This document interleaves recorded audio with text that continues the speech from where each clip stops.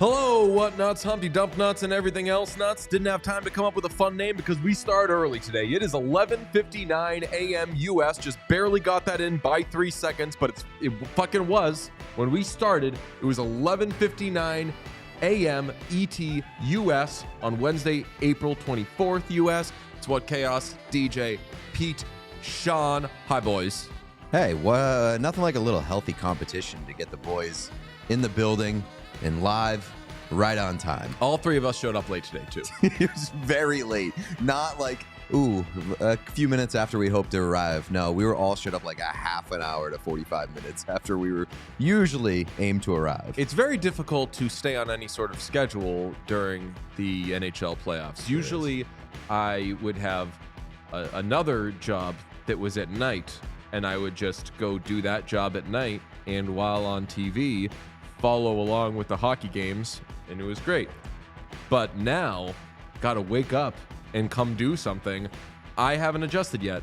It's weird because I feel like the schedule doesn't change too much. Like there's often a 10:30 game that I stay up for during the regular season. Maybe I don't pay as close of attention as I do in the playoffs.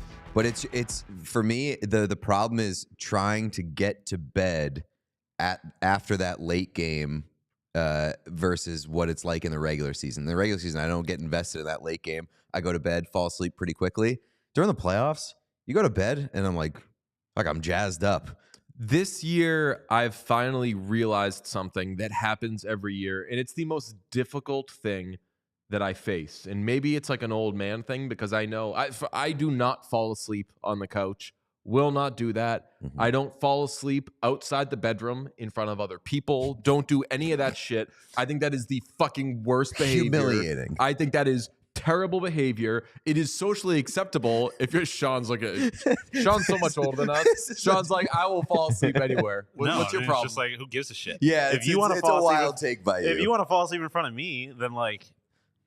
If I fall asleep in front of you, I want you to shake me and say, "Hey, you're a grown-ass man. Wake up." No, you're a grown-ass man. Sleep wherever the fuck you want. Yeah, deal with the consequences. It doesn't affect me like when somebody else falls asleep. I don't think it's bad behavior at all. If we're traveling, if we're on a plane, if we're on a train, if we're whatever, as long as I'm not the one driving, sure, I can fall asleep. But if we're hanging out, what? I did a fucking 24-hour stream with you guys, and none of us were thinking with that just falls asleep in the middle of the hang. Like the only time I've ever hung out with people where they've ended up falling asleep was like a situation in which it was incredibly, like it was perfectly acceptable for them to fall asleep. I think if you're hanging out with people who are falling asleep while you're hanging out, that's like a reflection of you, maybe. No, I mean whether you're hanging out with family or whatever it may be. If you're like around loved ones, it's acceptable. It goes on holidays. Yeah, are you kidding me? If there's not somebody falling asleep at a holiday party, that's the point of Thanksgiving. That's a staple of a holiday. You know what I want to do when someone falls asleep in front of me in that setting? Also fall asleep personally. No. Can't say it. I'm not allowed to say that stuff anymore. You the K word? Yeah. I want them out of the picture. Oh my God. DJ, I want them gone. Threatening to kill his relatives when they fall asleep after some turkey. It's like literally the holiday is based around eating a food that scientifically puts you to sleep. You know what I do when I want to fall asleep? I go to the fucking bedroom. I adjourn. What if you're at somebody's house? What if they're hosting? You're going to that's worse behavior. I'll adjourn anywhere. Yeah, that is way worse behavior. Way worse behavior. Being like, to go fuck you guys, I'd rather sleep in somebody else's bed. Establishes dominance, and it saves them having a fucking sleeping.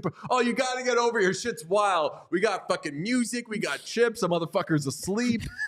Stop. Especially if I ever am at like a home for the holidays and I fall asleep around my family and one of my family members is like, that's bad behavior. I have all women in my family, so I can't say I'd fight somebody, but I'd want to. For sure. Don't tell me I can't don't sleep say you around want to my fight them. family. Say you want to kill them. That's DJ's No, strategy. I'm not DJ. That's killing family members is a DJ thing. PJ Bean. More like OJ Bean. It's more like OJ Bean. That's very good. What's that? I said it's more like OJ Bean. OJ Bean. Oh boy. Killing family members. What did he do? Yeah. Yeah, you're a really good football player. Really good running back. Letter of the law. Should have been Terminator. Yeah. In all seriousness, I do not want to do that. But in that moment, I do. So this, I will say, honestly, it is the only time that I believe in, and now I'm like subtweeting my father, who is my best friend, and I love him so much. But the only time that I believe in God is when someone falls asleep near me and starts snoring, because in that moment, I believe in the devil. I'm like, whatever is going on there, that a person is sitting and just fucking screaming from their mouth while they're asleep, that makes me think they are in some way possessed. I mean, this is Dmitry Snorlov. Just like my political beliefs. Do whatever the fuck you want, but get prepared to deal with the consequences. Like, if you want to sleep around me, go the fuck ahead. But like if we're a bunch of, if it's like the boys and you fall asleep around me, like you need to be prepared to deal with those consequences. So that's a very like 25-year-old man. I was gonna say, take. Sean's out here marker fucking. No, but like I'm gonna take, like, I have plenty of pictures of, and this was in college, but like my best friends falling asleep in public places or like around us, just to make fun of them with, because they look stupid when they fall asleep. I can tell that I'm getting old or am old by the fact that if I fall asleep around any of my boys and there are consequences, I don't want them to be my boys anymore. I don't want. I'm not putting their hands in a bottle of water or like a cup of water, or putting shaving cream in there. Also, like, all my friends have like kids at this point, so if I were to fall asleep, they'd be like, he needs it. Yeah, they give you a blanket. Now, Yeah, I will say, if I were to right. go to someone's house and they fell asleep, like, I'm just gonna be like, okay, I'm going home now. Like, I'm just gonna leave. You can't fall asleep at your own house. Yeah, I'll if just you're leave. hosting, can't fall asleep. But like that's part of what I mean with like dealing with the consequences. And also, like, if you want to fall asleep and you're gonna snore, like, you deserve to get smacked. Not like aggressively, but like it's gonna be a little like, hey, Finally, fuck, what are we doing here? I thought we were being men here. Yeah, no. Like, thank you, Sean. Yeah, I definitely agree with that. Like, if you're gonna disrupt the party or whatever because you're falling asleep like an asshole, then like, yeah, you deserve consequences. You got to deal with that. Snoring is such bad behavior. I agree. Yeah, And I don't know how I don't snore, but somehow I don't snore. I've got this fucking gigantic nose. I would think that I would snore a lot. I don't, and I think that it is truly because in my soul, you will too yourself polite. away from I sleep. fucking fight it so hard. Yeah, that was another thing I was gonna say. If you're like somebody that snores super loud and you know that you snore, you should be arrested if you fall asleep in public. Like, if you fall asleep on a train or a plane or something like that, jail. So Like, that, you I need to guess know that's yourself. what I'm saying. Yeah, It's not good behavior. If it's disruptive, then absolutely. But again, go ahead and sleep. And if you're around a bunch of pussies that don't do anything about it, then you win. WU. But Bobby you need to be Snore, prepared to not deal with bad. the consequences. Okay, great job, chat. Just hammering a lot of good. I mean, I guess we're just back to fucking sleepy hockey names, which is basically true. how the true Yeah, that is soul true. of this show was born. But what I was saying before we got sidetracked by you two fucking bozos is at the end of hockey games in the playoffs, I have such a fucking hard time getting up off the couch. The fucking event has ended. You're done. Your event has ended. Famously. Adjourn. And I have such a hard time adjourning. I just sit there like fucking David Putty for like a half hour. Don't fucking get up. I'm not lying down watching these games. I'm sitting up. I'm fucking working. I'm being professional. Professional, yeah. But after it ends, I'm sitting there until like 1 a.m. Get the fuck up. Yeah. Adjourn. Go away, DJ. The room doesn't want you anymore. Look, it's the first round. You got plenty of time to work on it. So are you able to, as soon as it's over, adjourn, bang, bang, bang? Yeah, it's the getting into bed and falling asleep part that has burned me a few times so far already. I have to turn the TV back on, and I'd gotten into a nice way of not turning the TV on during sleepy times, but now I'm full back on to put on a stand-up special of someone I don't think is funny and just fucking fall asleep to whatever. So who you been watching? Last night, you know what I put on? Yeah. Just to see if it was funny. And I'm not just saying this to be on the right side of history. The classic Louis C.K. stand-up special, Hilarious. It's called Hilarious. Yeah. The first 15 minutes, not a single laugh. It's very woke of you. Thank you very much. Sean? Are you asking my opinion? Sean, what? Just going to you. Directing traffic. I will say I have had this schedule has been hard on me. It's been very difficult for me in the mornings. Because usually if the West Coast games, I'm only staying up. I will end up turning those off halfway through and going to bed because I don't need to watch the rest of it. But that's where the money is, man. I have we've gotten a little bit of we've gotten some, I don't know if you've noticed this. You definitely have. We've gotten a little bit of group text Sean of late, which I've liked, but we've also gotten a little bit of Western Conference Sean. Getting those post 11 p.m. Oh shit! Exclamation point texts. That's all I want. New Sean, who this? Yeah, yeah. The Western Conference is a lot more interesting when you're not just watching the Arizona Coyotes. That's fair, yeah. Can I just say we're gonna get to a slate grade in a little bit if we ever talk hockey on this episode, but these nights are so much better than last night. Tonight we've got the best slate maybe in NHL history, and it's basically are the Bruins, Leafs, Oilers, Kings, and Stars nights playing. The fact that all those happen generally on the same night this round is fucking, I don't even know what to do with myself. Is that a good thing or a bad thing, though? I don't love the structure of, and it's staggered, but I don't love the structure of Stars nights and Kings Oilers. A half an hour apart. You're really sacrificing somewhere there. Both of those need my undivided attention. And if we're being biased here, I think that those are by far the series that interest me the most, more so than Leafs-Bruins, just because we've kind of been there, done that. And sure, we've been there, done that with Kings Oilers, but I mean, we've watched 3 combined games from these series. You tell me what's more of a fucking party. I think this slate is so good, you have to consider a 6 p.m. start for Leafs-Bruins. 6 p.m., 8 p.m., 10 p.m. Well, yeah, let's fucking do it. At the very least, make Stars nights 8:30. Separate all by an hour and a half. Yeah, there's no reason why the Stars can't be, especially geographically. They're in the central time right? zone. Yeah. So that's an 8:30 start time is a 7:30, 8:30 Eastern is a 7:30 local time.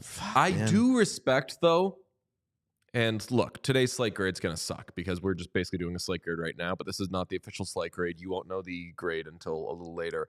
What's that? It's such a fucking hit. I do respect that, and this is why I think this is the best slate ever.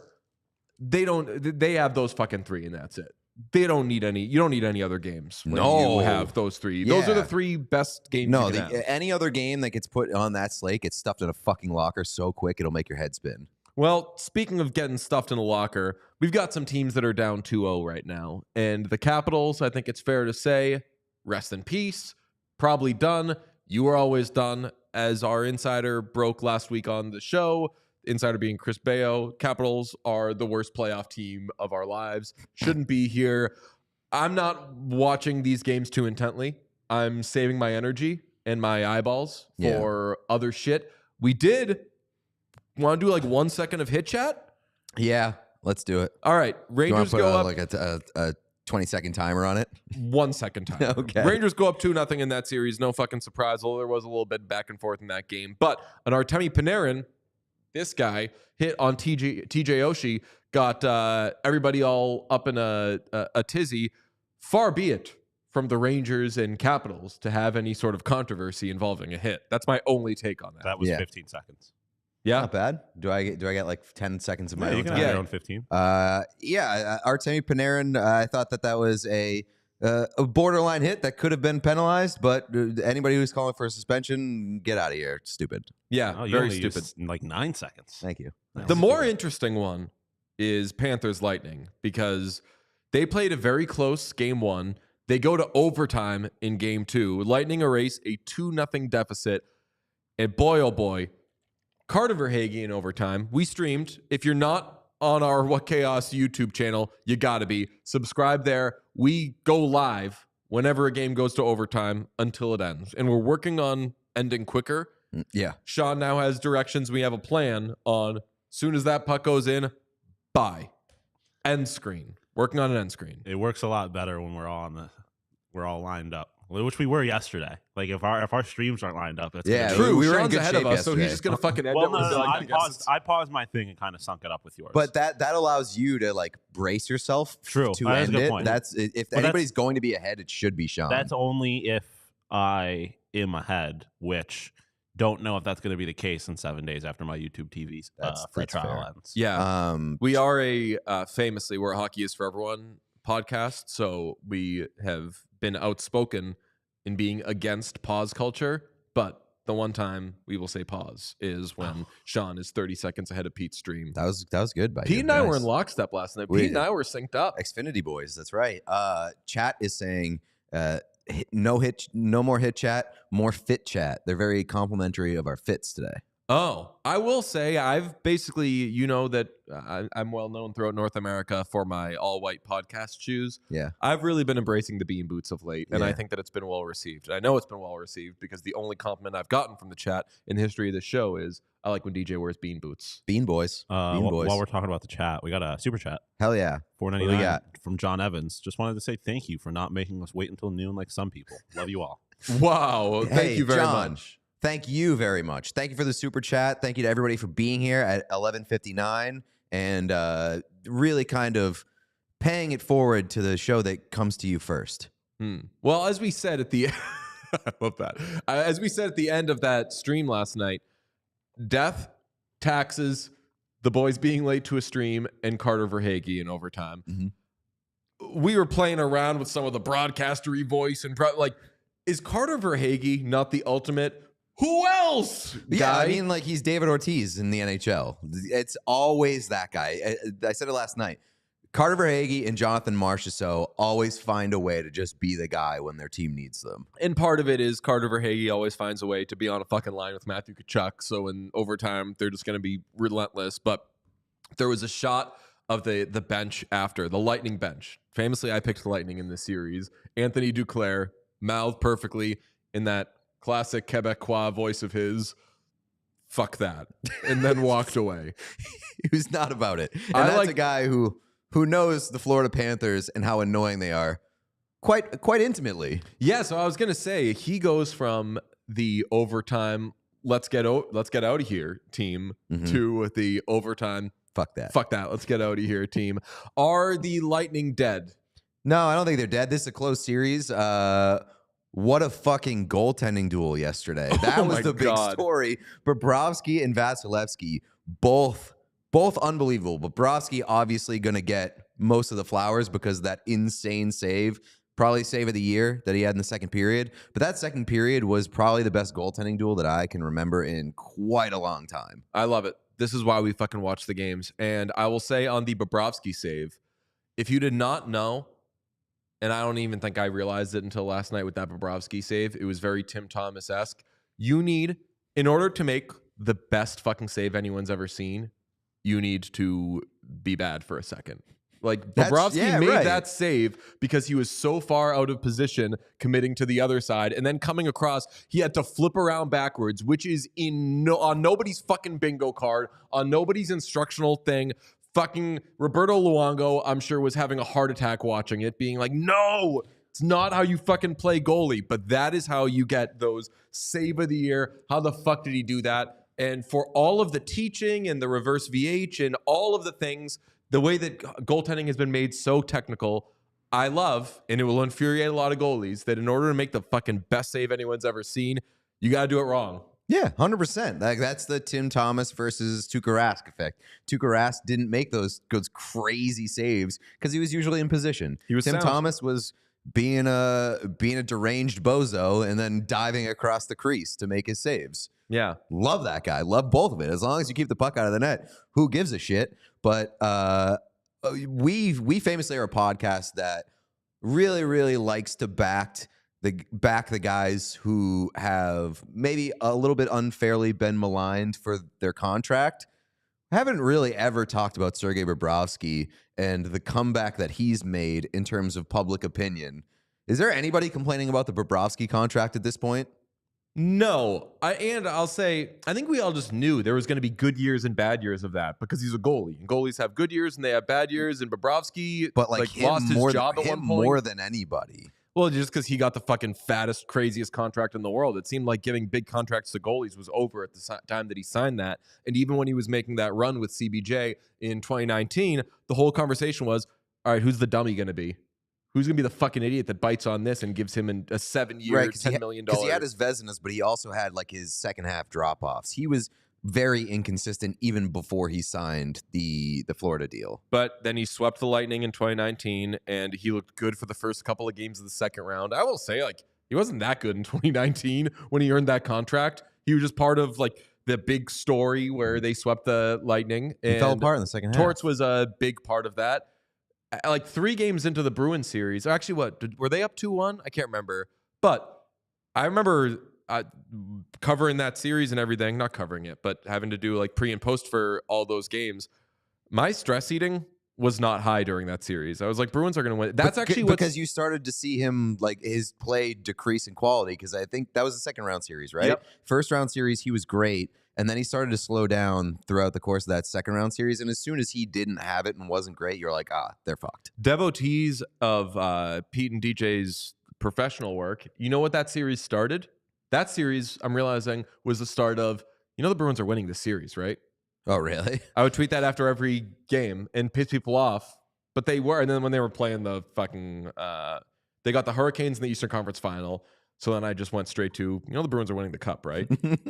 And it looked really fucking good. It looked good. Until they were like, where's that carpet? You got to stop doing that. You got to stop doing the Bruins. The Bruins are winning the series, right? Oh, I thought you were saying the team's piss. No, definitely keep saying team's piss. Well, the Lightning, I don't think are dead. No, I think it's a close series. Yes, both games have been played very close. They just happen to have lost 2 of them. But Stamkos was good last night. Yeah, gotta mention big blow for Florida. Sam Bennett hurt, now out for, quote, a lengthy period of time. I believe Andy Strickland reported that. He got hit with a Brandon Montour slapper off the hand. If Sam Bennett is out, and certainly sounds like he will be for the remainder of this series, that's a big blow. Their depth takes a hit, and they're not as deep as they were last year. No, definitely not. So, But I also think that Tampa is not that good. Been saying that. Not a great 5-on-5 team. I know. Avalanche bounced back, and specifically Alex Georgiev. Do we say we weren't familiar with your game, or do we say we are fucking familiar with your game and you just had a good game last night? Yeah, you just had a good game. For you. Yeah, I wouldn't say the worry is gone. He had one good game. I think that it was a big statement game. Obviously, a game that you want to see your goaltender bounce back and maybe slow down the aggressive spiral he's been in for the last month. But it's going to take more than one good game for me to stop worrying about Alex Georgiev. Well, if you're not going to worry about Alex Georgiev, are you going to worry about Connor Hellebuyck? Because I want to say, so he's allowed 10 goals so far, which is crazy. 20 goals for the first 2 games for both sides. Yeah, tied for the second most ever. And they put up the graphic of the most goals scored through the first 2 games of series. Saw 2022 Oilers Flames at the top of the list, 23 goals through the first 2 games. God, that was the peak of being alive as a hockey fan, was that Battle of Alberta in 2022. Sean, can I just give you a little mission while we're discussing this? Could you look up the tweets of Connor Ryan, Ty Anderson, Fluto Shinzawa, those types? Actually, no, it's Rhodes, so those guys might not be. Fluto Shinzawa. If you could look up the Fluto Shinzawa and just have an eye on who might be in or out on the Bruins defense. That was just a show programming note. We will get back now to the Avalanche and the Jets. Hellebuyck allowing this many goals is fucking shocking to me, and he's had 2 periods where he's allowed 4 or more goals so far, which is wild. Said the other day, you would think that with a very offensively potent team and a very tight goaltending team, they'd meet in the middle. Advantage Avalanche, I guess, in the way that these games are being played, because they're just volume scoring. And if you're the Jets, now you're the fucking team that, I know the momentum sways each game, but if you're the Jets, big sample size, you're like, what the fuck is going on?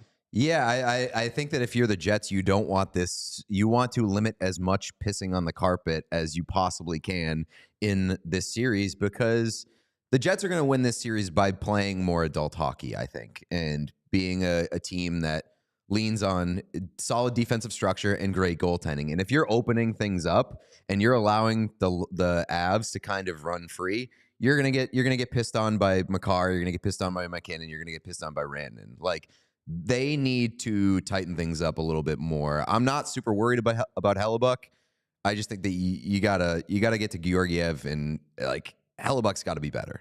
Yeah, and we will say, maybe because we talked about sleeping for like 4 hours, we won't do too much pushback on anyone who's taking a Georgiev victory lap. You're an idiot if you're doing that. I will say, as somebody who is I guess rooting for the Avs because I picked them to win the cup, it was very reassuring that like he could still do this, I guess, because after game one, I think there was definitely a little concern that like, oh, this might just like there might be something wrong. This might be a sweep. Like he might, yeah, and he might just go. It might be 4 games and it's over. I think it was very reassuring that like if they would like, this is why I thought they were going to win the cup, because I knew they were capable of this. It was very reassuring to see that they are indeed capable of this, that they can get good performances out of him and be good enough to win games. Yeah, like that. So that was, you mean a while back you were like, let's not rule out the idea that like something might be wrong with Georgiev, and hopefully stole that from our friend of the podcast, Megan Angley. Yeah. Oh, really? Well, just she wrote something that was it had a lot of, and I don't think she gets too much into the voice of the fan, but it was written from the perspective of somebody being like, I hope he's okay. Okay. Yeah. So I mean, it's good to see that you don't like to see a guy spiral on and off the ice, and you could tell that he was really kind of fighting both the puck and his emotions, and so it's good to see a bounce back. Like, I hope that, and as somebody who wants to see a good series, I want to see Georgiev not be a total fucking disaster. Yes, in short order. And Sean, thank you. I found it too. We'll talk about this is a tease. Wholesale changes in the Bruins lineup tonight. So very exciting. Predators beat the Canucks to even the series, and oh, what a game. Man, the Predators are getting badly outpossessed, outchanced. Canucks should fucking feel like they're doing most things right. Predators just blocking a bajillion shots. Obviously, they have the goaltending edge, and with Demko out, the Canucks said day to day before the game, and then after the game, they were like, yeah, week to week. So we're gonna find out soon that he's never playing hockey again. But Demko, like, that is for sure extremely concerning. Oh yeah, not that Casey DeSmith played bad or anything last night, but the team in front of him really, really wasn't good. And we've seen a lot of times a team that is playing in front of a different goaltender can play very differently. Totally agree. And I think for having the Canucks play in front of DeSmith instead of Demko, who they've had so much success in front of for this entire year, it's a little concerning, especially when you look at how Vancouver played in game 2. They haven't looked sharp for a large portion of the series through 2 games, but in game 2, they really looked like they were a mess. They weren't physical. They just like weren't mixing it up.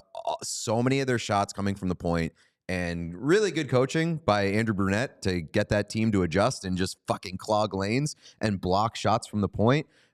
The stat that is unbelievable is the Canucks had 84 shot attempts last night. 18 of them were shots on goal.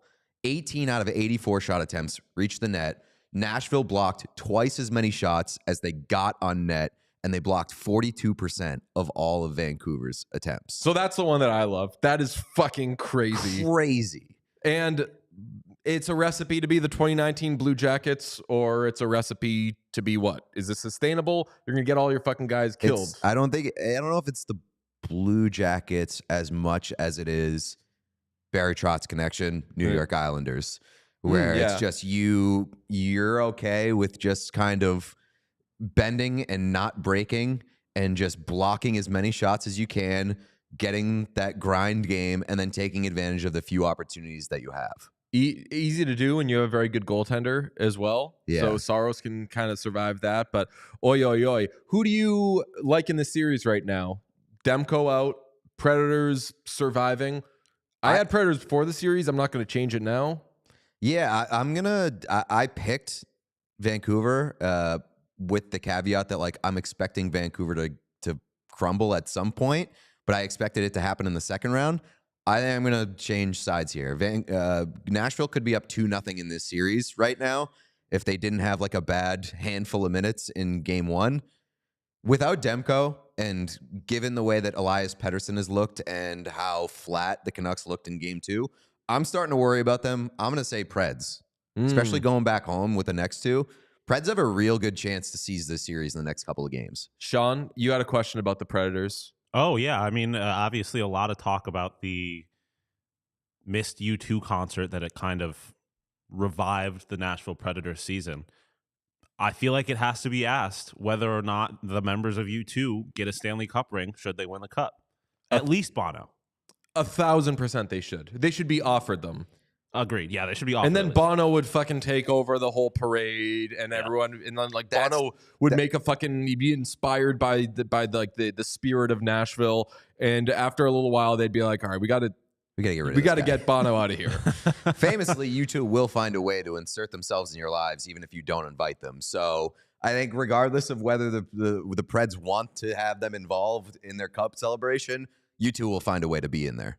I will say though, this is the type of year where you get rewarded if you play with a little edge. Hey, Sean, do you know the Edge? Vaguely. He's the other guy. Yeah. I know there's 4 guys in U2, but like Adam Clayton, there's 2 guys in U2. U2 was edging before it was popular. Yes, but yeah, they're playing with a bit of an edge out there, blocking shots, and yes is my answer. All 4 of them get rings, and I think that the other 2 guys would be a little more gracious about it, and they'd be like, FedEx it, daddy. They at least need invites to the parade. Like perform on the parade, have their own float. What is private concert for the boys? Is Nashville going to adopt a U2 playoff anthem though? I think if they beat Vancouver, they just got a jacket. That's all. That is bad behavior in the best way possible. Yes, absolutely. Where the streets have no names. Just jack their shit. That'd be awesome. That's what, like, I've always been a firm believer that there needs to be a team whose personality is basically Kirby, and like if we beat you, we're gonna jack your shit. Like, we beat you, your song's ours now. We need a quote graphic after the show, just like one of those big out of context quote graphics. Oh boy! If you beat Vancouver, they got a jacket. Kirby being the video game toy? They suck up the... they take your thing. Yeah, and they just take your powers. By the way, where the streets have no name. Don't Did come they take at your me. powers? I said names. In Smash Bros, Kirby will suck up whoever, and then they'll end up with like a little Mario hat, and they'll have Mario's powers. Okay, because I know Ditto is the Pokemon that like will just copy the DNA of whatever. No, I would make it more of a Smash Bros reference. Yeah. Okay. Do we have favorite U2 songs? I do think though specifically it has to be Where the Streets Have No Name for the Predators. In this situation, for entertainment and like laughs purposes, absolutely. Yeah. Do you have a favorite U2 song? I don't really care about U2. Do you know the song that they're? I know. The Kendrick song I like Sunday Bloody Sunday. Sunday Bloody Sunday is probably my favorite U2 song. I like XXX. Ooh, Kendrick Lamar. Kendrick Lamar and U2. That would be great. Does Kendrick Lamar get a Stanley Cup championship ring? Only if they end up playing Toronto in the finals. Oh my God. that would be hilarious. The craziest new layer to the Kendrick Drake beef is now I just want Kendrick to just come out and just support whoever the Leafs are playing. Like right now, if Kendrick was like, "Go Bruins," that'd be fucking hilarious. That would be pretty good. Say that last part again, because this should be a real. I don't. Which part? The craziest part of the craziest part of the Drake Kendrick Lamar beef would be if Kendrick Lamar started supporting the Nashville Predators against the Toronto Toronto Maple Leafs in the Stanley Cup Finals. That would be fucking amazing. Yeah. Imagine the fucking music, and then like a bunch of hockey fans would have to pretend they cared about Kendrick Lamar. Yeah, it'd be the best. Especially a bunch of people in Nashville. I think it'd be funny, confusion. People in Nashville having to care about Kendrick Lamar and U2. They're like, this is not country. What are we doing here? Okay. Well, Today's episode is brought to you by Prize Picks, and Pete and I have stayed busy. We're doing these shows, yes, of course, but when we're not doing these shows, we are trying to 10x. Tried last night. Did you 10x? We did not. You threw up a few more shots than I did. I was volume shooting last night. I tried for a minute. Thought I might 30x, 0x last night. But tonight's a new night, new slate. We will for sure try to 10x this evening. So I would say to follow us on our socials. Usually it's Twitter, formerly known as X. We are on Discord now, and there is a Prize Picks section of our Discord. So some exclusive Discord 10x's. What'd you say? Some exclusive Discord 10x's, like some. Oh yeah, I did throw in Discord. an exclusive Discord play or whatever a menu for Prize Picks last night. It didn't hit, but like if you want to hang out on Discord and find our exclusive Prize Picks selections, join our Discord. Discord link to join is in the description of this YouTube video. Hey, Prize Picks even offers injury insurance so that your entries stay in play even if one of your players gets injured. And around this time of year, hate to say it, that happens a lot. Hockey is a tough sport. It's physical. So if you're doing basketball, hockey, whatever it may be, as players are grinding through, you can make your picks knowing that you're good even if someone gets injured.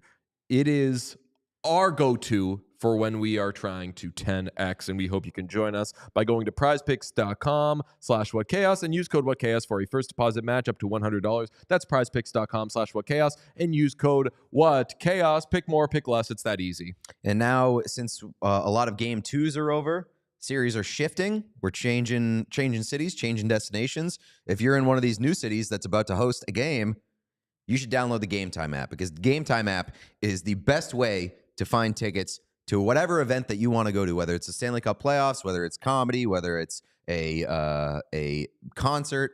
I think we're going to a concert this week. Yes. Maybe. Yep. I'm undecided on whether I'm going to Waxahachie on Friday, but I'm going to think about it. And Game Time is the best app to get you in the building because they give you complete peace of mind with your purchase. They're obsessed with finding you ways to help save money, and they're very, very transparent about their pricing. You're not going to get hit by hidden fees. You get your all-in pricing. It's the easiest and most transparent way to buy tickets. And the Game Time guarantees you'll always get the best price. If you find tickets in the same section and row for less, Game Time will credit you 110% of the difference. That's cash back in your pocket. So take the guesswork out of buying tickets with Game Time. Download the Game Time app, create an account, and use code CHAOS for $20 off your first purchase. Terms apply. Again, create an account, redeem code CHAOS, CHAOS, for $20 off your first purchase.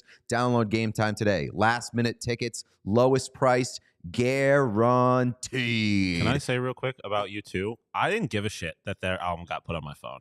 I didn't understand why people were so upset. Because you were too young. You didn't even have a phone. I did have a phone.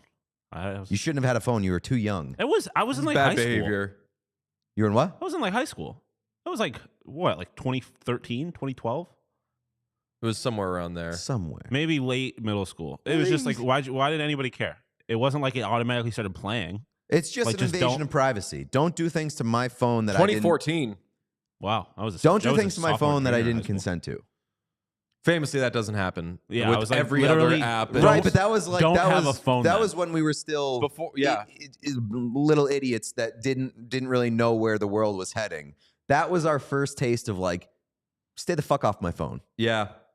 So Like spike and I had a Pete. problem. Yeah, time for the like spike. 3, 2, 1. Thumbs up. Hit that thumbs up right below the video player. Give us that like. Let's get those numbers up. We've got a lot of people in here watching and tuning in for our playoff streams. So please, if you haven't liked the video, please like the video. And if you haven't subscribed to the channel, please do that as well. You will get updates on whenever we go live for overtime games. You'll get our exclusive YouTube comment. We've been chopping up a lot of these individual segments for YouTube.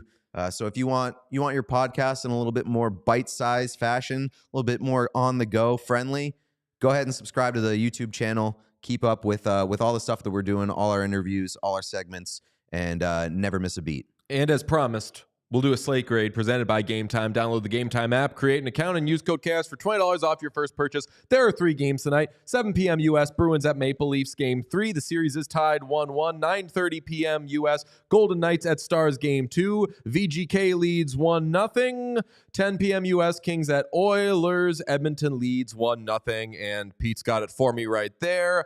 The easiest day in the world. This Absolutely. is my dream slate. All 3 games, very interesting. Look, we discussed a little earlier. I'd like a little better structure, but you know what? We'll fucking take it. As promised. My only complaint is that the slate is too good. The slate is too good. I'm going to be stressed out trying to watch every second of all of these games, and it's going to be a little difficult. But that's a good problem to have. Okay, I had put in the rundown a discussion about what line changes or lineup changes we would make if we were either team in Leafs-Bruins. William Nylander is questionable. He took line rushes with Yarncroc and Holmberg, but stayed out after with the scratches. Sheldon Keefe says his status depends on how he handles the extra work. That historically has meant he's playing. And when you see him stay out with the scratches, usually that means that they're out. But once the coach says, oh, well, it depends on how he deals with the extra stuff, he's setting up this guy to be called a pussy if he doesn't play. So Nylander, for all intents and purposes, is in. You can expect that the Bruins will go back to Jeremy Swayman in net. Again, was going to ask some questions about, do you play Pastrnak more? Do you do this? Do you do that? Wholesale changes are indeed coming to the Bruins lineup after that Game 2 loss from Pluto Shinzawa. Looks like James Van Riemsdyk, Mason Lohrei, and Parker Wotherspoon are in. Jacob Lauko and Matt Grzelcyk are out. Andrew Peeke is unavailable. We saw that Peeke got hurt in Game 2 in the second period, did not play the third period. That really killed the Bruins, not because Andrew Peeke is any good. He's not, but playing with 5 defensemen against a team that is hammering you with Austin Matthews, very difficult. At least the Bruins will have 6 guys now. Matt Grzelcyk being out is interesting because he has historically been a not great playoff performer. And this is a kind of drastic move, I would say, by the Bruins, but one that I kind of respect. Yeah, it's a gamble. I mean, Lohrei is famously not amazing in his own end. I do think that Lohrei being in might be a nod towards how much trouble they had getting out of their own zone in Game 2. Their exits were horrible. And so I think I like this move. It's a high risk but high reward gamble in terms of Lohrei and what he can do for that back end and facilitating their playoff ice. I'll just say that's a fucking bad indictment on Matt Grzelcyk because that's supposed to be his game. He's supposed to be the guy who can kind of springboard the exits, and not great, but the playoffs are long, and there are cup winners who have had like their star goalies have to sit for a while. So it's not the end of the world that 3 games into the series, they're benching one of their veteran defensemen. I think JVR being in is interesting. I had it in the rundown as a borderline joke question, but at some point, if you're trying to generate offense, you go with the tried and true, stick the fucking fat guy in front of the net. And Van Riemsdyk isn't fat, but he's tall. And his thing is go to the front. Famously, the Bruins have. They already have a fat guy. Correct. Yes. Pat Maroon. So, yeah. I know. You know? What does that mean? I know because his nickname is literally Fat Pat. Okay. Don't be mean to him. Listen, I know the danger that you can get in from calling Pat Maroon fat. I'm going to sue Jack Edwards just for what you're doing. I'm saying Pat Maroon is fat, in parentheses, endearing. Oh, yeah. I've liked Pat Maroon so far. Oh, yeah. He's just been like... They need a guy like Pat Maroon on the walls. They absolutely do. They need him on the walls. I don't know if they need him in front of the net as much. Like, I don't know. Like, good fourth line. Don't expect him to do a ton. I mean, James Van Riemsdyk's probably going to end up playing on the fourth line anyway. But kind of interesting that the Bruins are making these changes as much as they are. A question that Scott McLaughlin had asked is, do you hammer more minutes for David Pastrnak? He tweeted, Pastrnak played 16:37 in Game 1, which is fine since the Bruins pulled away, 18:39 in Game 2. With the Bruins looking for more offense, I think you have to start bumping that up over 20 minutes, assuming he's healthy, especially when you see Matthews playing 23-24 in Game 2. If you're the Bruins this early, are you selling out in taxing David Pastrnak? No, I don't think so. Like I think that it depends on whether you're trying to win one series or you're trying to win the Stanley Cup. Because if the Bruins are trying to win the Stanley Cup, you cannot run David Pastrnak into the ground in the first series. And that's my concern. I don't know if there is something going on with David Pastrnak and that's like limiting his ice time already. But he hasn't looked super dominant through 2 games. And I would be very hesitant to risk gassing him early on, because if he's gassed in the later rounds, if the Bruins make it that far, they're fucked. The reason I wouldn't, and this sounds like slander, but it's not. The reason I wouldn't go overboard in playing that top line and David Pastrnak so much is because as much as I love what this guy has brought to the Bruins, if you're playing Danton Heinen a ton, you're probably not winning much, right? I mean, if the line's going well, like it's not like Danton Heinen's out there on a fucking island. I think it's more just like you don't want to gas Pastrnak, and you don't want to condition the rest of the team to just like lean on one line and be like, all right, these guys are going to take care of the scoring. Like they need depth scoring. They need 4 lines to contrip and play 60 minutes. The Stars will try to even their series with the Golden Knights. This is not a time of year where you want to get pushed around out there. And the Stars, even though they were a lot of people's, including yours, Stanley Cup pick, got to have big questions about them because they are clearly getting pushed around. Sean, if you will show us, the Stars, after you fucking shit on them for their play AA off thing, they got rid of the AI thing. Look, it's gone. It's good behavior. I think, you like it? I think it's good. You don't want to get pushed around in the playoffs, but you also don't want to do the stupidest thing that anybody has ever seen and really lean into it and stand your ground on the stupidest thing that anybody's ever seen. So shout out to the Dallas Stars for accepting bullying into their lives and changing the play AA offs, because it was horrible, horrible behavior. And now they've righted the ship after 1 loss. And just like we said might happen yesterday, we said, I wouldn't be surprised if in 1 or 2 days, the Dallas Stars were like, yep, we're pretending this never happened and we're moving forward. That's the right decision. I think you got to ride it out for the first round and then sunset it. Agreed. That's what if you're a Texas that's team, assuming that you're getting out of the first things. round. I don't think that they can play any games against Vegas. So they're making wholesale changes. Correct. Changing their play. It would be amazing if they just did a whole new theme. They just changed their name. They just did the rebrand that we've had before. We're no longer the Stars. We're going back to the 90s jerseys. It was bad.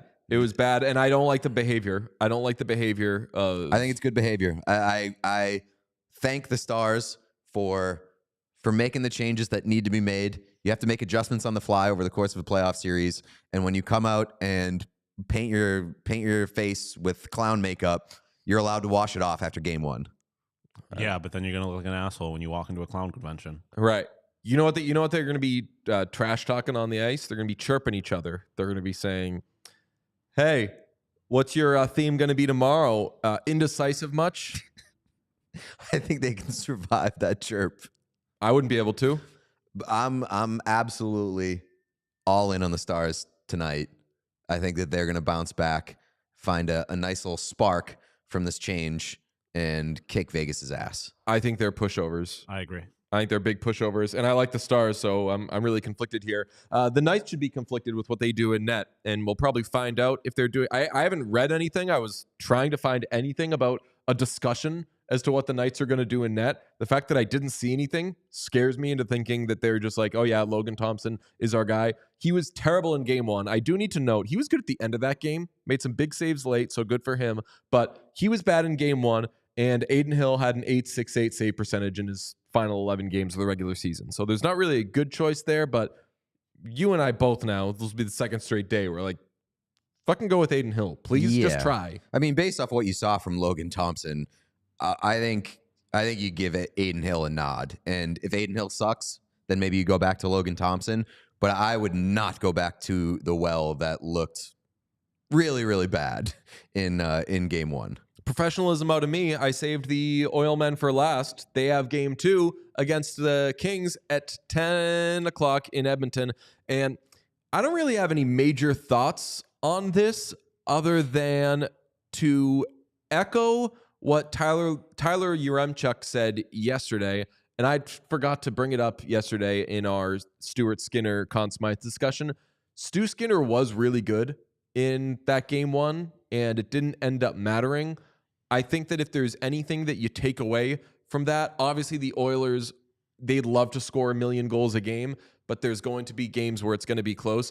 If the Oilers get the same Skinner they got in game one in what is a closer game tonight, and I think it should be a closer game, I think the Oilers can still win and go up 2-0. If the Oilers do take a 2-0 series lead, is it over? No. The Oilers can always find a way to fuck something up. I think end it tonight. I do think that you think it is over? If they go end it tonight, boys. Oh, wow. That's Paul Pierce voice. Crazy as somebody who knows that the Oilers love pissing on the floor. Oh, no. I think the ideal outcome for Edmonton tonight, though, is like a 2-1 win. Like a 2-1 win in which Stu Skinner looks awesome, and then you get like a big goal from McDavid or something. That's the ideal outcome for the Oilers. Ideal outcome for the Oilers, 2-1 win with a goal from Darnell Nurse. Got to get Darnell Nurse going. Got to get Cody Ceci going. Cody Ceci goal? Yeah. I love Cody Ceci goals. We talked about this off the show. When Jack Michaels calls a Cody Ceci goal, it's always so surprised. It's very disrespectful. Right. It's like, and Ceci scores. You're fucked now. Whoa. And Louis like, you guys see the clip of Monica McNutt at the end of that Knicks comeback the other day? No. It's fantastic. So she highly recommend follow Monica McNutt on everything. She's the best. She takes videos on her cell phone of the ends of games in case anything crazy happens when she's on the radio call. And she's the color commentary. So the play-by-play guy's just going, and she's like grabbing the guy and everything. It's fucking amazing. I think that's what Louis like when Cody Ceci is scoring goals. Not a word, but just fucking grabbing Jack, killing him. Just immediately throwing his mic on mute so he can laugh. That's the good stuff. I think the Kings need to score the first goal. I hate to do that. That's big playoff talk. Whoever scores first, Kings need to score the first goal to see what they at least look like in this series. Because when they're playing from behind and they can't get into the 1-3-1 they want to do, they are fucking useless and they just get run over. Did you have something? You got into like need to get Darnell Nurse going. There's a lot of guys that can get thrown into this guy needs to get going. Favorite part of the playoffs? What, like the discussing who needs to get discourse, going? Yeah. We're now 2 games into most series. Mm-hmm. So these guys have been going for a little while, and now we can see who's going and who's not going. True. And when a player isn't going for you, that's a problem. You want to have them going. Especially when it's an important player. Mitch Marner needs to could get going. Be very high on the list. Needs to get going. Absolutely invisible to these eyes. 0-0-0 in 2 games. Useless on that second line. And I do mean useless. Like, he needs to be playing with Austin Matthews. That's bad money. If you need to be playing with one of the best players in the world. He's not only useless offensively on the score sheet, he has been bad defensively, which is not what you want from Mitch Marner. Yeah. What was it? The Pasternak goal? Yep. Marner completely out to lunch on that goal. Mm-hmm. Alex Ovechkin. 1 shot on goal in 2 games. Needs to get going. No goals. Spencer Carberry says he sucks. Said he's struggling, yeah. The Caps, man, just nails ready to get hammered. Yeah. So, I mean, like, so do the Capitals need to get anyone going, or do they just need to get going? The Capitals absolutely need Ovechkin to get going, because the only way that they're going to make any noise is they get dragged into relevance by Ovechkin and Lindgren. So when I say do they need to get guys going, or do they need to get going, I mean do they need to get to going? Meaning, like, just get out of here. Get to stepping. Yeah, I think I'd like that series out of my life as quickly as possible. Elias Pettersson, 0 points so far. No shots on goal last night. Allowed 3 goals at even strength. This is a $92.8 million man. I hate to count another man's money, but when it's so easy to count their shots, got to count their money a little bit and say that over in Vancouver, they're saying, huh? Pettersson Pettersson looks bad. He missed a wide open net on a one-timer, which should have been an easy goal for the Canucks. He coughed up a puck on the blue line that led to a goal for Nashville. The Canucks have been outshot 4-12 with him on the ice, been outscored 0-3, and he is the worst Canucks forward by expected goals share at 32.5%. So Elias Pettersson, something is up there, I think. I would not be surprised if he was not healthy. Saw a lot of people saying, he's just like, he's not even trying to shoot the puck. Yeah. So that screams to me like wrist injury. Yeah. That could be an issue. But man, talking about the list of concerns for the Canucks at this point, we're concerned about their inexperience, their arrival to the playoff scene. But then you throw in the Demko absence, you throw in the fact that one of their most important players may be hurt and really struggling. Then you got Tyler Myers potentially not in the picture as well. Canucks could be in trouble. A lot of the chat is saying Brad Marchand. I considered him for this, but I threw him in there as well. I took him out. Yeah, but I did throw him in there. Oh, he has 3 points, had 5 shots on goal last game. He's not finishing though. So you need him to score. What the has to get going is the players that look lost or asleep out there. And Brad Marchand hasn't been Brad Marchand, but I would not put him in. Again, initially thought, yeah, that makes sense. But then I looked at it and he's still generating offense. So tough to say at this point that he needs to get going. On the Pettersson thing, we fucked around with Grok yesterday because we were talking about Grok for some reason. And we tested Grok's morals. We tried to trick it, Sean. We baited him. We did. And it is a him because in case it's problematic, we want it to be a guy. Yeah. By and large, I would say on the right side of history, but this is 2024. Everyone makes mistakes. We tried to trick Grok into being like casually homophobic. Yeah. And didn't take the bait, but also wasn't as anti-homophobic as we'd like. He had some implications. Yes. There were some implications made about somebody. Yeah. Who I would say Grok is a good ally though, because didn't realize where it went wrong, and then apologized profusely for it once it was explained to why it went wrong. Grok is appropriately careful. Yes, like Grok, it's people make mistakes, and that shit is what it is. You gotta allow them the grace. You gotta allow the grace, or give them the grace to. So can we'll say we went undercover. We were asking him some hockey questions. Yeah, and then threw in let's test him. Did we? Grok is Twitter's AI. Yes, Grok is Twitter's AI. So there's a hockey question, and he answered it all, and then undercover to test him, followed up with, "Isn't that so gay?" And Grok came back with, "I don't know what you mean by that." Grok did my favorite thing. I would have liked a little more. Excuse me. No, I love that's one of my favorite things to do to people that are being like racist or sexist or something. Just be like, I don't like especially if they're trying to make a joke. Be like, I don't get it. Can you explain this to me? Can you explain it as a good one? Yeah. So what Grok did is he handed you the shovel. Yeah, and he said, "Keep digging yourself a deeper hole." Yeah, like, I don't think Grok did that though. No, Grok did. They were like, I was like, I'm not sure what you mean by that. Yeah. But please explain yourself. Yeah, it did. It did explain a little bit what you think the word gay means. Yeah, I think he handed you the shovel. I could have used. And it wasn't I me. respect that move. I could have used a little more Lizzie McGuire, Hillary Duff hitting you in the face with a shovel. Yeah, how dare you? Yeah. Do you know what I'm talking about with the Lizzie McGuire, Hillary Duff thing? No. There's a commercial where they're shopping and girl's like, "I don't like that shirt. It's so gay." And Hillary Duff's like, "Excuse me, you're using gay to mean stupid. How would you like it if I said?"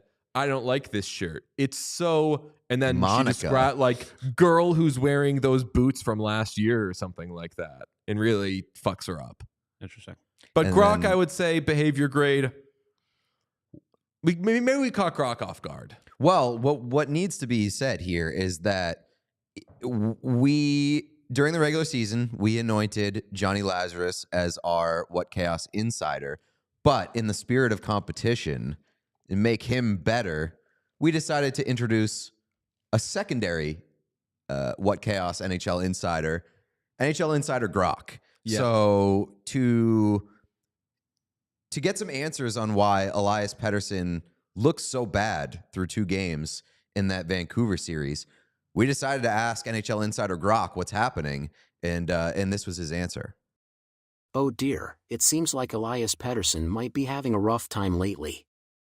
According to the latest reports, he's been missing some crucial shots, like the empty net on the power play at the buzzer against the Predators, which led to a 1-0 deficit after the first period. He's also been criticized for a turnover that contributed to the 3rd goal in a recent game, and there's concern that he might not be healthy.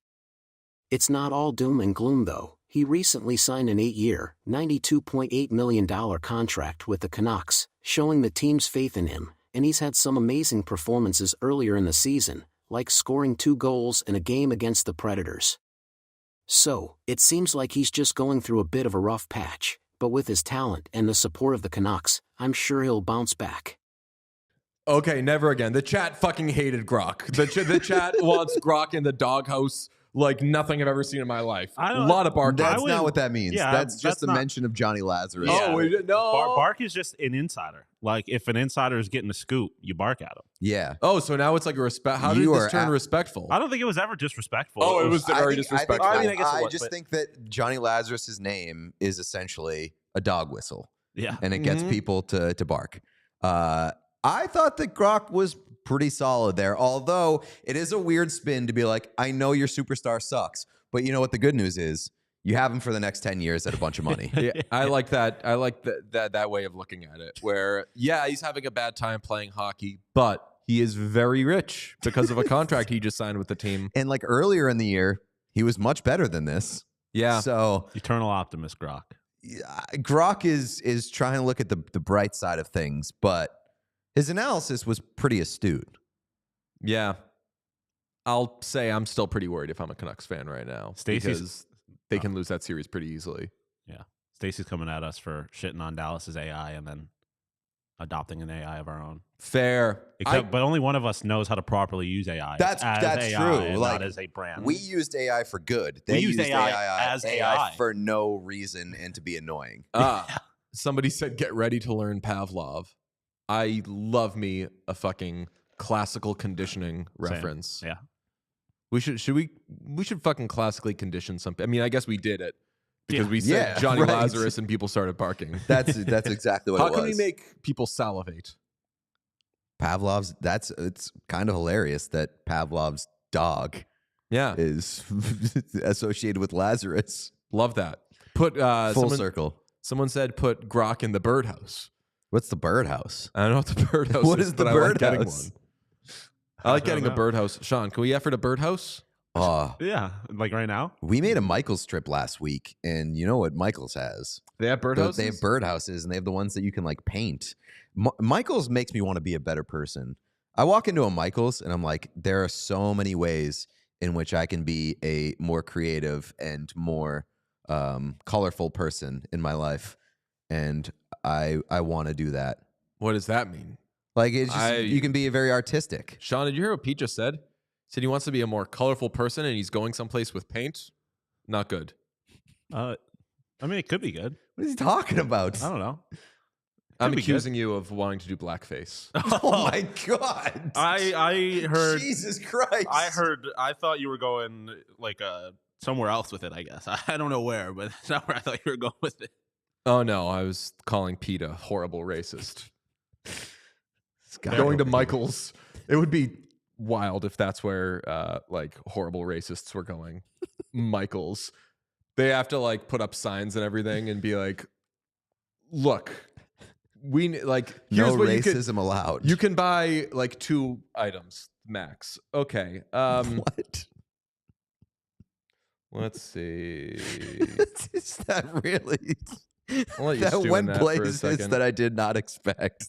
Speaking of Michaels and putting things together, Sean, are you making a birdhouse right now? Yes, I am. Oh shit! Look at this.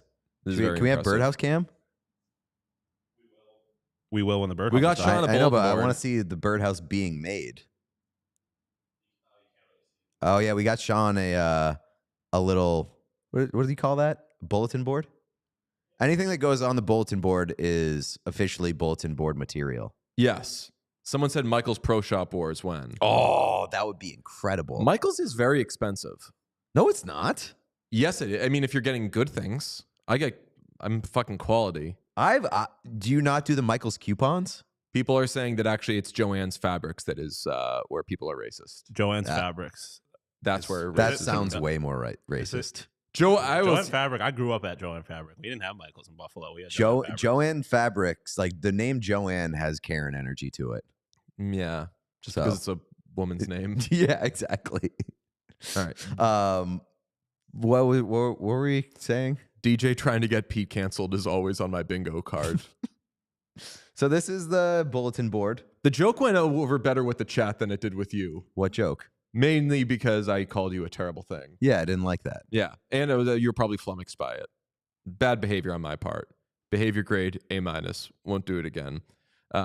Anyway, WAG jackets is something that we were going to talk yesterday, but we went like 5 hours later than usual. This, I feel like WAG jackets are having an extreme moment. And now, partially because of the NFL and all the Taylor Swift stuff and everything, it's like, okay, what are you making? What are you doing? I don't know if I love the term WAG jackets. I think that it should be... It's very literal. Well, it's also very heteronormative. What? Oh, like just in this... Yeah, okay. And I think that I'd like all leagues and sports to be doing it. So... Yeah, but I mean, like... I don't know. Like, I think that it's very literal and it's very accurate at this point in time.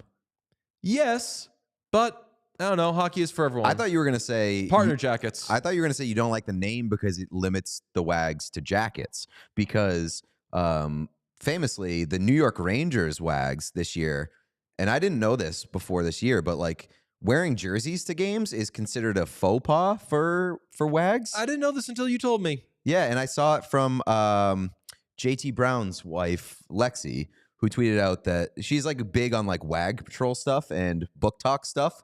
So she enlightened me that WAGs wearing jerseys is pretty faux pas, but this year the New York Rangers WAGs are just wearing their jerseys, their partners' jerseys, but with the important footnote that it is the 1990s throwback Rangers jerseys, which are the far superior Rangers jerseys. They got them customized, and I love that move. It's crazy that Adidas makes those.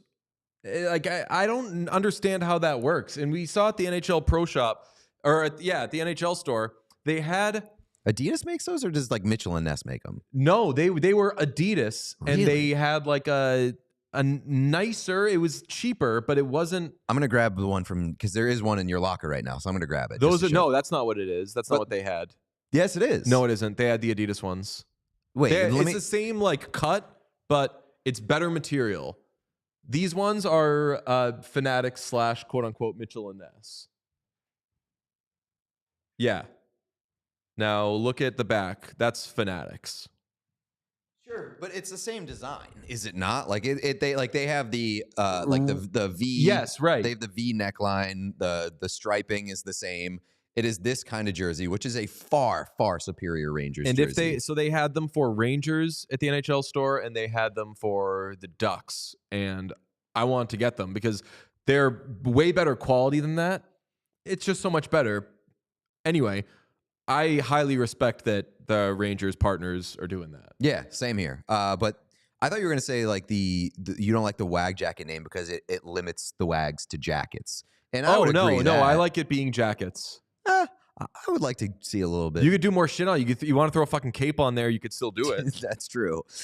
We are starting to see the WAG jackets get paired with other items, though, too. Like, a lot of them are like, we're gonna throw this hat in the mix, and we're gonna match like accessories to the jackets as well. But do we want to go through some of the entries? Sean, just throw out, give us a bunch of them. Yeah. All right, so those are the Edmonton Oilers ones.